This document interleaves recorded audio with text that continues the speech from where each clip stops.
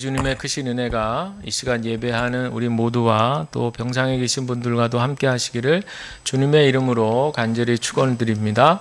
오늘도 전호자 바라보시면서 예수님 사랑으로 축복합니다. 우리 인사하겠습니다. 예수님 사랑으로 축복합니다. 예수님 사랑으로 축복합니다. 아멘. 감사합니다.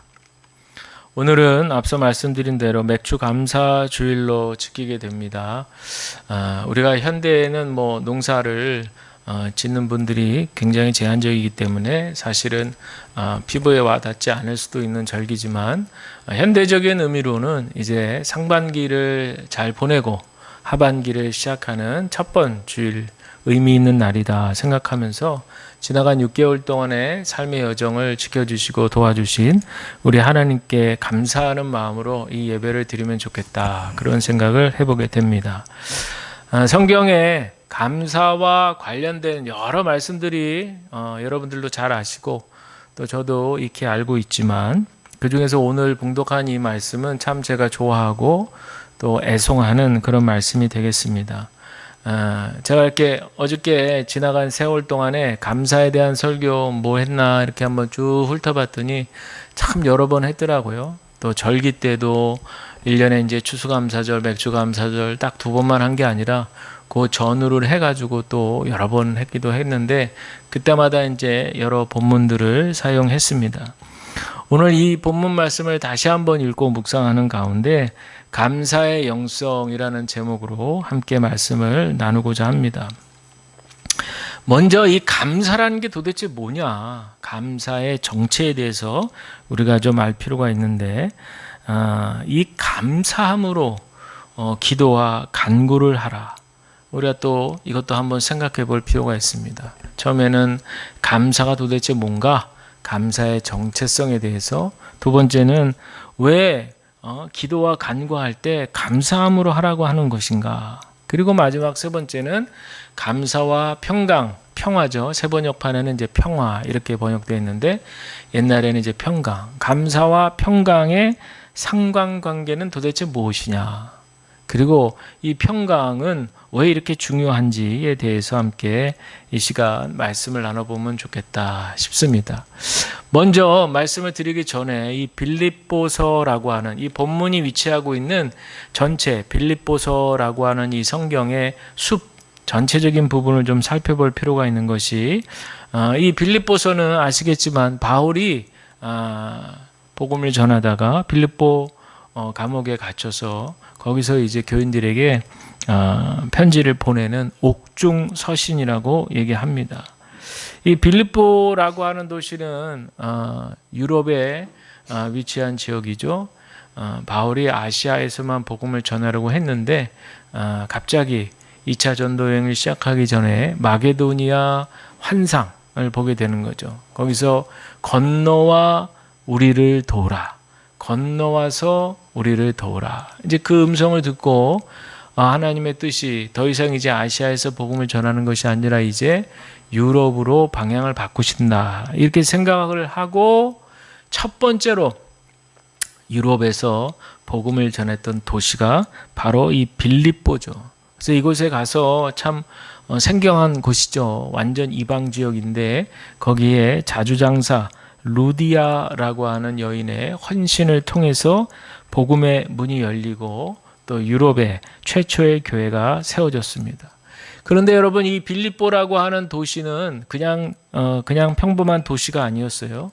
이 역사를 살펴볼 것 같으면 이 도시는 이름부터가 이제 빌립보잖아요. 이 이름이 왜 이렇게 됐냐면 우리 역사에서 배우지만 알렉산더 대왕이 정복할 때 그 알렉산더 대왕의 아버지가 바로 필리포스 2세라고 하는 사람인데 이제 정복을 통해서 도시를 점령하고 그 아버지의 이름을 따서 붙인 도시가 바로 이 빌립보라고 하는 것이죠. 근데 이제 시간이 지나서도 로마가 또 정복을 할 때에도 이 도시는 굉장히 탐나는 도시였어요. 왜냐하면 금강이 풍부했고 여러 가지 자원들이 많이 나왔고 또 위치적으로도 교통이 아주 발달이 돼서 관문 이곳을 거쳐서 이제 이쪽 저쪽 사통팔달처럼 그렇게 갈 수 있는 곳이었기 때문에 교통으로도 좋고 무역적으로도 좋고 여러 가지 면에서 이 도시는 상당히 탐이 나는 그런 곳이다. 그래서 우리가 또 역사 가운데 유명한 빌립보 전투라고 하는 이제 로마 제국이 이제 이곳을 점령하게 되는 그렇다 보니까 이 도시는 그 도시 안에 흐르는 분위기라고 하는 것은 힘과 승리, 정복 이런 분위기 그리고 명예 이런 걸 강조하고 또 훗날에는 로마의 시민권 이것을 최고의 가치로 여기는 그런 정복의 도시였다 이렇게 할 수 있습니다. 그런데 바로 이런 도시에 세워진 교회를 향한 바울의 어떤 외침은 전혀 다른 원리를 전하는 거죠. 아무것도 염려하지 말고 모든 일을 오직 기도와 간구로 하고 여러분이 바라는 것을 감사하는 마음으로 하나님께 아뢰십시오. 왜 하필 바울은 감사를 말했을까요? 우리가 이 감사라고 하는 말의 사전적 의미를 좀 보실 필요가 있는데 감사라고 하는 단어는 고마움을 느끼고 그것을 말이나 행동으로 나타낸다 이런 뜻입니다.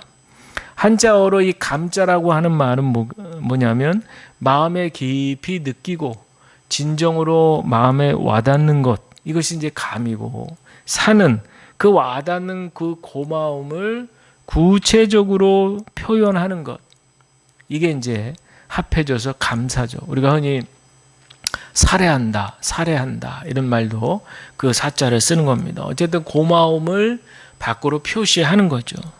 헬라 원어로 보니까 이 감사라는 말의 의미가 조금 다릅니다. 그것은 뭐냐? 하나님의 은혜를 선한 것으로 인정하는 응답인 거죠. 밖으로 표현하는 그 행위 자체는 같지만 그 대상이 분명합니다. 헬라 원어에는 은혜를 선한 것으로 인정하는 응답, 즉 단순히 그냥 고맙습니다, 감사합니다 이 정도가 아니라 하나님께서 이미 베풀어 주신 은혜를 발견하는 거예요. 그리고 발견하는 것뿐만 아니라 그것을 인정하는 영적인 시각을 갖는 것, 다른 말로 하면 태도, 방향 이렇게 말씀드릴 수도 있겠습니다. 그런데 오늘 읽으신 부분 앞쪽에 보면 4장 2절부터 내용을 살펴보면 이 빌립보 교회 안에 갈등이 있었던 것으로 보여집니다. 이름까지 거론이 되죠. 유오디아와 순두계, 우리로 치면은 현대로 치면은 여선교회 회원 두 분인 것 같은데 어떤 일인지 구체적인 사안은 알 수 없지만 교회를 섬김에 있어서 갈등 요인이 발생했던 것으로 보입니다.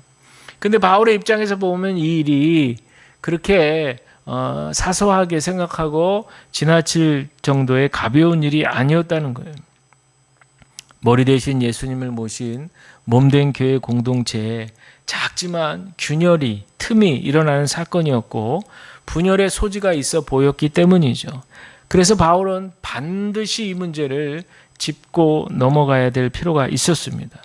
그렇다면 이 갈등이 있었던 이 분들에게는 왜 감사하지 못했을까요? 왜 하나님이 이분들에게 많은 은혜를 주셨을 텐데 왜 그 은혜를 깨닫지 못했을까요? 그것은 바로 서로가 서로만 바라보았기 때문에 그런 거죠. 하나님의 은혜는 나에게 이전부터 베풀어 주셨던 것인데 지금 두 사람은 서로 두 사람에게만 방향이 맞춰져 있었어요. 그러니까 당신이 이건 잘못됐다, 뭐 잘했다, 이래서 이거는 잘못된 거다, 고쳐야 된다 등등 여기에는 감사가 들어올 틈이 안 보이는 거죠. 염려도 마찬가지입니다. 걱정하는 문제 속에 집중합니다. 계속 그 문제만 바라봅니다. 그러다 보니까 이미 베풀어 주셨던 하나님의 은혜를 보지 못하는 거예요. 하나님의 은혜를 안 주신 게 아닌데 우리도 때로는 문제에 붙들리게 되면 은혜가 사라진 게 아닌데 은혜를 느껴지지 못하게 되는 거죠. 이것이 우리의 현실이기도 합니다. 그렇다면 두 번째로 생각해 볼 것은 감사와 기도의 관계인데 6절의 말씀 다시 보시면 감사하는 마음으로 하나님께 아뢰라 그랬습니다. 왜 그럴까요? 기도는 단순히 하나님께 문제만을 아뢰는 행위가 아니기 때문입니다. 물론 우리가 문제를 해결하기 위해서 그렇게 기도 가운데 당연히 우리의 문제를 아뢰야 될 필요가 있습니다. 그러나 기도가 오직 그것만은 아니라라고 하는 것이죠. 염려라고 하는 것이 우리 삶에 찾아왔을 때 우리의 마음을 그 염려에 꽉 붙들어 둡니다. 그래서 문제만 계속 생각하게 만들고, 그래서 하나님이 이미 베풀어 주신 은혜를 잊어버리게 한다고 했어요. 그러나 감사는 그것이 아니죠. 감사는 하나님께서 이미 베푸신 것을 기억하는 것입니다. 하나님께서 행해 주셨던 일들을 다시 인정하는 것이죠. 이스라엘 백성들이 광야에서 그새 다 하나님의 은혜를 잊어버렸잖아요. 그렇게 엄청난 바로왕 앞에서 10가지의 기적을 통해서 출애굽하게 하셨던 일들, 또 홍해가 쩍쩍 갈라지는 일들, 또 광야에서 먹이고 입히셨던 그 모든 일들을 그들은 그때뿐이요. 그때만 좋다. 그리고 조금만 지나면 불평, 원망이 가득했던 것을 우리가 잘 알고 있습니다. 우리가 하나님께 감사하는 것은요, 하나님께서 우리의 문제가 다 해결됐기 때문에 그래서 감사하는 것이 아닙니다. 이스라엘 백성들도 광야라고 하는 환경이 없어지지 않았어요. 계속 광야라는 환경은 지속되었습니다. 오죽했으면 그 안에서 광야 1세대, 부모 세대는 다 죽잖아요. 그러니까 그 사람들은 어떻게 보면 거의 평생을 그 광야에서 있었다고 해도 과언이 아닌 거죠. 그러니 이 광야라고 하는 이 척박한 환경이 없어진 게 아니에요. 그러나 하나님께서 우리에게도 요청하시는 감사는 그런 어떤 척박한 환경, 고난의 환경이 없어졌기 때문에, 그러니까 너 이제 감사해, 이렇게 말씀하시지 않고 감사를 먼저 장착한 다음에 그리고 간구하고 기도하고 그렇게 하라, 이렇게 말씀하시는 거예요. 은혜를 기억하는 사람만이 하나님께 더 가까이 나아갈 수 있기 때문이라는 사실을 우리가 기억해야 됩니다. 그렇다면 우리는 어떻게 해서 이런 감사를 할 수 있을까? 바울은 이미 그 앞장에서 그 답을 얘기해 놨어요.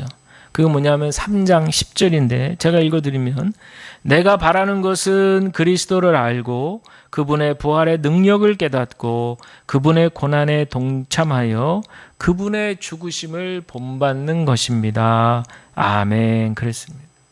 여러분, 감사의 출발은 바로 십자가입니다. 십자가는 상대를 변화시키는 게 아니고 나를 변화시키는 사건입니다.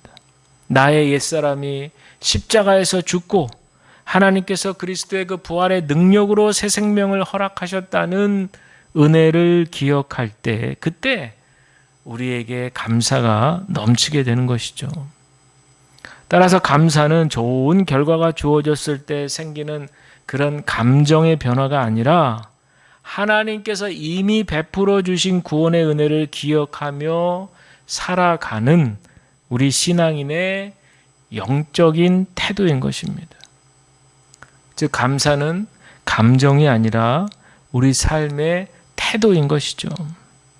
자, 그렇다면 세 번째로, 감사와 평강의 관계는 어떤 관계인가? 왜 하나님께서는 감사함으로 하나님께 아뢰라 말씀하신 후에 곧이어 하나님의 평강이 너희 마음과 생각을 지키신다고 약속하시는가?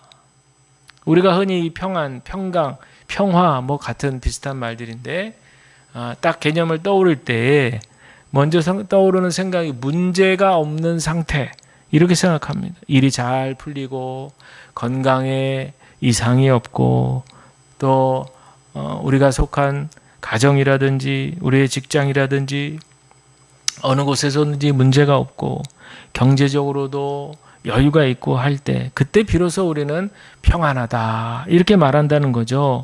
그러나 성경이 말하는 평강이라는 것은 그런 환경의 결과가 아닙니다. 성경이 늘 일관되게 말하는 평강이라는 것은 하나님과의 관계를 빼놓고는 설명할 수가 없어요.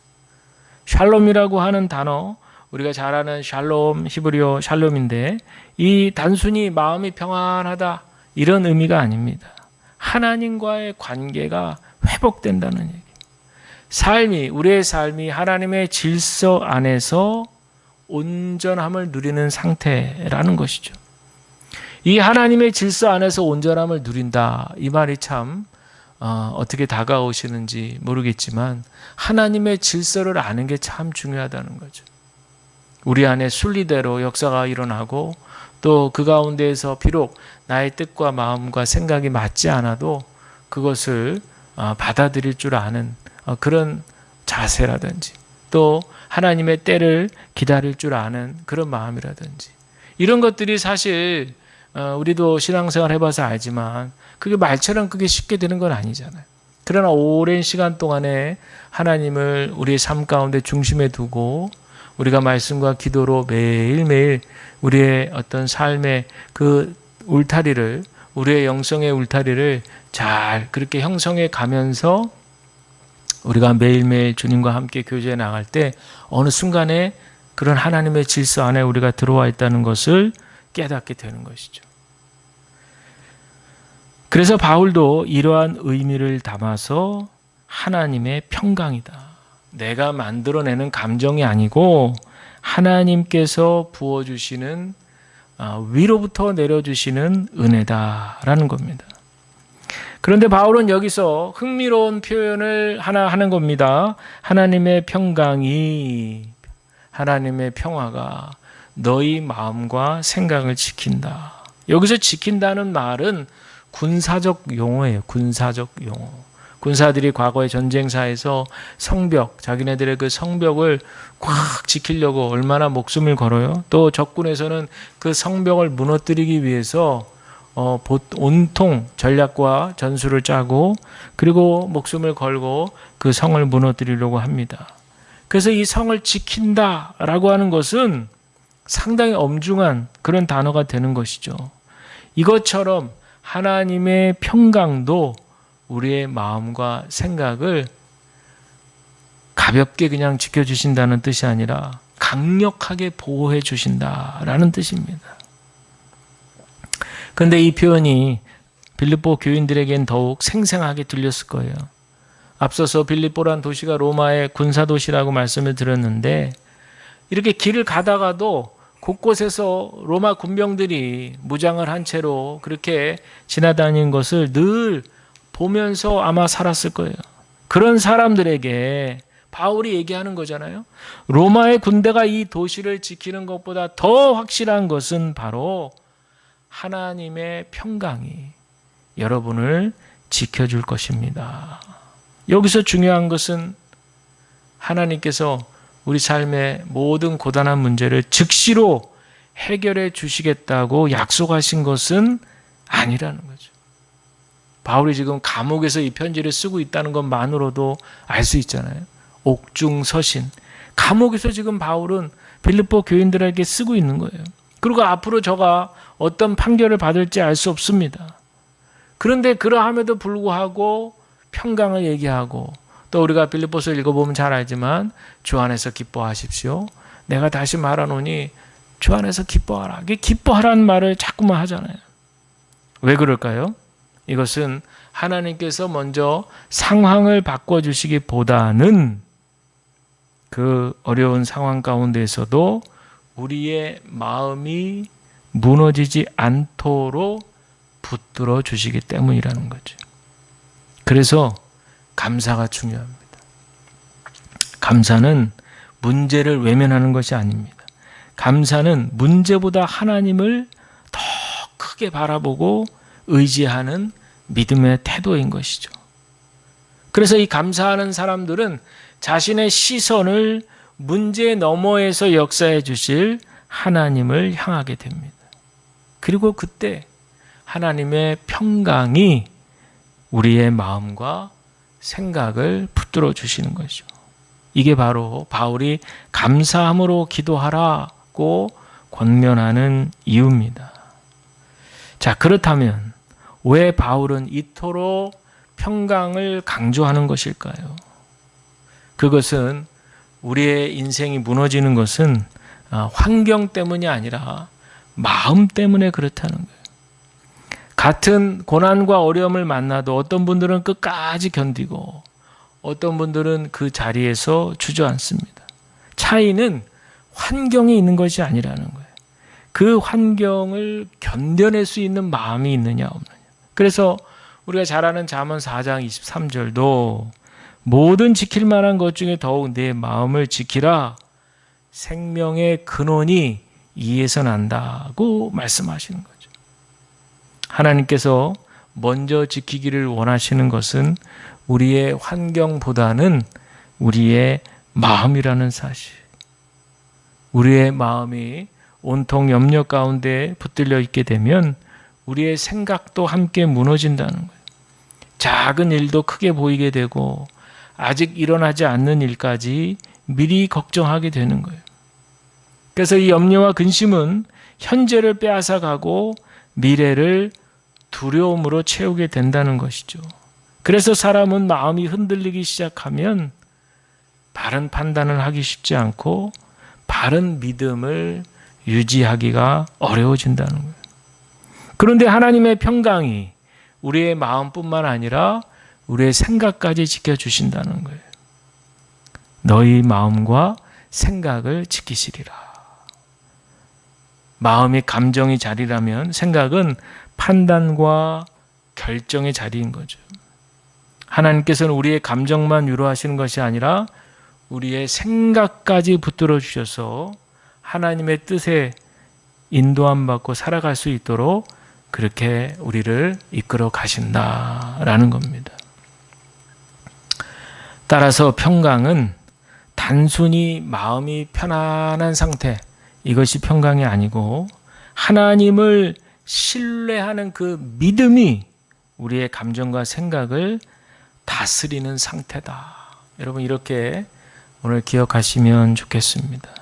세상은 환경이 바뀌고 좋아져야만 평안을 얻는다고 얘기하지만 하나님은 먼저 하나님의 질서와 하나님의 통치 속에 우리가 거하게 될 때 그 안에서 주시는 평강 가운데에서 흔들리지 않는 그런 믿음을 허락하신다는 거죠. 바울이 감옥에 있는데 한번 상상해 보면 그 답답한 감옥 속에서 뭐 지은 죄도 딱히 없는데 그 안에 갇혀가지고 언제 밖으로 나올 수도 없고 기약도 없는 그런 어떤 생사도 보장받을 수 없는 그런 상황인 거죠. 한마디로 말하면. 그런데도 평강을 말한다. 하나님의 평강이 너희 마음과 생각을 지키시리라. 참 어떻게 보면 이게 잘 맞지 않죠. 이해가 되지 않는 말 같지만 바울은 분명히 고백하는 것이죠. 그에게 찾아오는 그 평강이라는 것은 감옥의 문이 열리든 열리지 않든 간에 더 중요한 건 그 안에서 함께 하시는 하나님을 경험하는 것이다 라는 것을 강조하고 있습니다. 사랑하는 성도 여러분, 오늘 맥주감사주일을 맞으면서 지난 6개월을 돌아보시기 바랍니다. 물론 아직 해결되지 않는 문제가 산적해 있습니다. 여전히 마음을 무겁게 하는 염려와 근심이 가득 차 있습니다. 그러나 이 와중에도 하나님은 우리에게 먼저 감사하라 이렇게 말씀하시는 지나온 세월 동안에 이스라엘 백성들을 돌보셨던 것처럼 우리의 삶을 여기까지 지켜 보호해 주시고 인도하신 그 하나님의 은혜를 기억하라는 거예요. 우리가 그 은혜를 기억할 때 그 가운데에서 우리 안에 몽글몽글 피어오르는 그 하나님의 사랑, 그 사랑을 우리가 붙들고 그 믿음으로 나아갈 때 하나님께서는 우리의 믿음을, 우리의 마음을 지켜주실 줄로 믿습니다. 이것이 바로 세상이 줄 수 없는 하나님의 평강이고 이 평강으로 올해 후반기를 또 살아가는 우리 모두의 삶이 되시기를 바랍니다. 이 은혜가 우리 가운데 가득 넘치시기를 주님의 이름으로 간절히 축원을 드립니다.